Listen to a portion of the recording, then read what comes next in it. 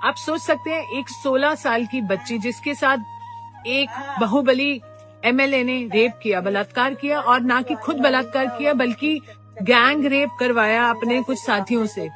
और हम कौन सी दुनिया में, हमें लगता है कि ये हो गया। नहीं, आगे सुनिए। उसकी जब पिता ने रिपोर्ट कराने की कोशिश की, पुलिस कस्टडी में बहुत बुरी तरह से टॉर्चर करते हुए, जो आप फिल्मों में देखते हैं उतने ही से ज्यादा टॉर्चर करते हुए उसके पिता की पुलिस कस्टडी में हत्या कर दी गई। यही खत्म नहीं होता।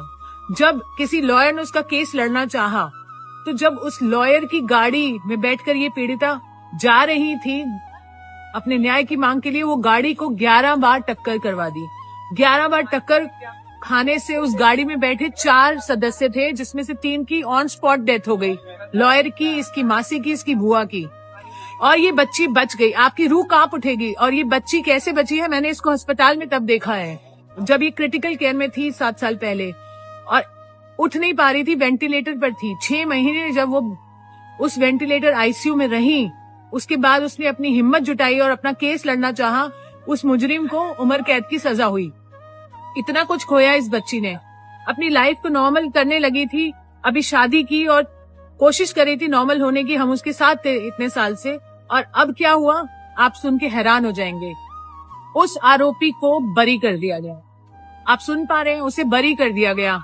और एक्सक्यूज, ये नहीं कि बलात्कार प्रूव नहीं हुआ, बलात्कार प्रूव हुआ है, पर क्योंकि कोई कानूनी दावपेच थे जो उसे बचा सकते थे, फालतू के हाईकोर्ट ने ऐसी ऐसी दलीलें दी हैं कि आप सुन के हैरान हो जाएंगे कि वो एक पब्लिक सर्वेंट नहीं है, या फिर ये बच्ची माइनर नहीं थी और कोर्ट के पास टाइम नहीं है। इतनी फालतू चीजें बोलकर उसे बरी कर दिया गया। आप सोच सकते हैं, आपको गुस्सा आ रहा है?